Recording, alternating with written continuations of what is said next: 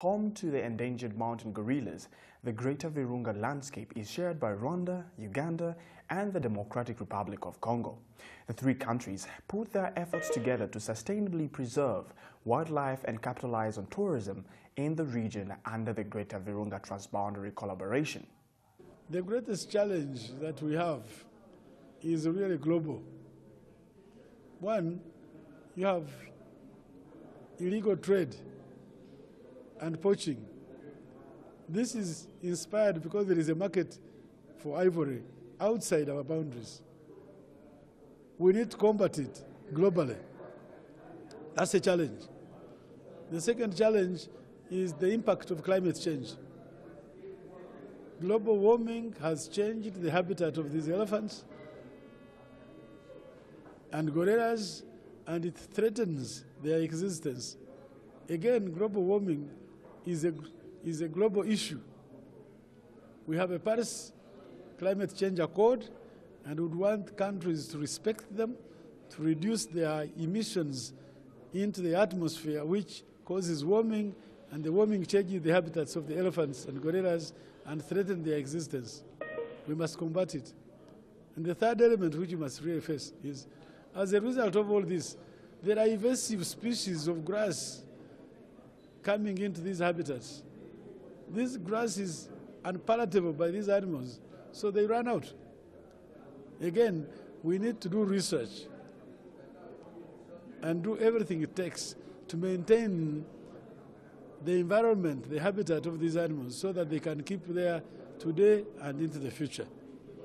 And finally, we would want the world to know that we are conserving for humanity. It's not for Rwanda, Congo, or Uganda alone. No, the whole world. There are many, many countries where their citizens have never seen an elephant. They can only see it here. They have never seen a mountain gorillas. They can only see it if we keep them. So by keeping them, we are not only doing it for us, but we are also doing it for humanity, and humanity must contribute to their maintenance. One of the, actually, the initiative of GVDC was to address the issue of transboundary issues or transboundary crimes, among others. So by actually ratifying, by actually, having GVDC functioning, one of those, or more of those issues are addressed, including the transboundary issues, insecurity in the region or in the Virunga, Greater Virunga landscape, because we have harmonized patrols, we have harmonized, actually in the process of also harmonizing policies, harmonizing way of managing resources across the Greater Virunga Transboundary landscape. The will to conservation in the region saw Greater Virunga Transboundary Treaty signed in 2015. 3 years on, the treaty is yet to get ratified. However, the partner states reiterated their commitment to putting the initiative into effect. Any country to ratify an international treaty, it's just not a month or a year. It takes a little bit longer, but we are all committed as a country or parties, three parties, to actually enhance it, to make it happen. However, as one of the resolutions after this Minister Council meetings is that though pending the ratification, the treaty can guide us, can govern the GVTC pending the ratification of each member state. The Greater Virunga Transboundary Collaboration Treaty was signed in 2015 in Kampala, Uganda.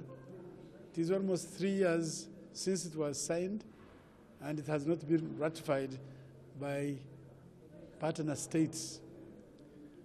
I have been a member of parliament, and I have been a cabinet minister. I know how systems work.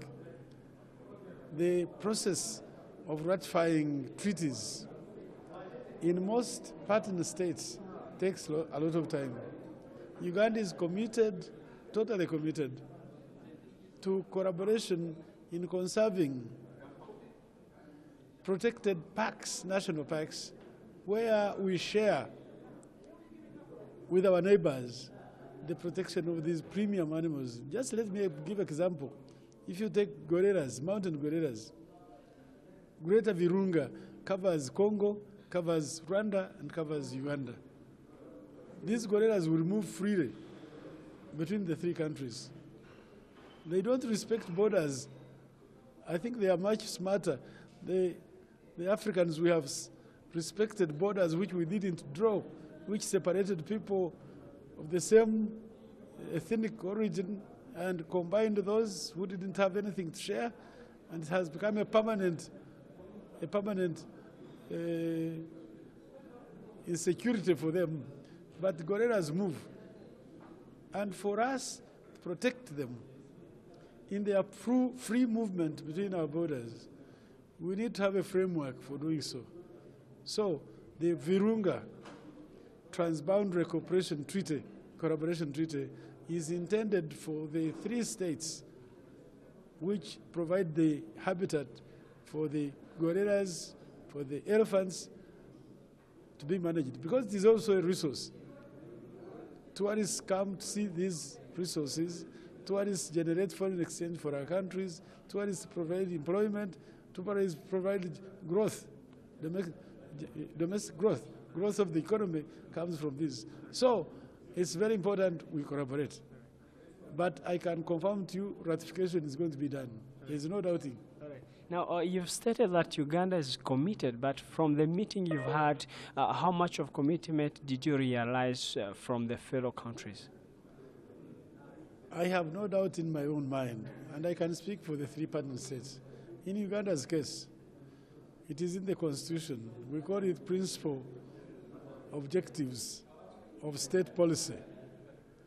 Conserving this wildlife is now mandatory to the state to conserve these assets for the future, for the present and future generations. And for Uganda, it is also a moral duty. Ugandans are Christians. These animals are a creation of God. God created them, and they were good, and created them for a purpose. And He created us humans to supervise, to provide a custodial or a stewardship role. So we conserve them. But they are also, we have economic interest.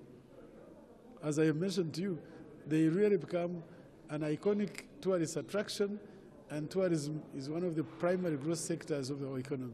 We needed to commit as member states. Committing meant each member state contributing a fee that goes to day-to-day management of the institution, but also the potential funders or the potential donors for conservation, in particular for this institution. They wanted commitment. They wanted our commitment as member states. And actually today, one of the objectives was to commit. And after this meeting, so many things have been unlocked, including the financial, what I would call financial issue. So around this time, the Greater Virunga Transboundary Collaboration is going to benefit from various sources of funding.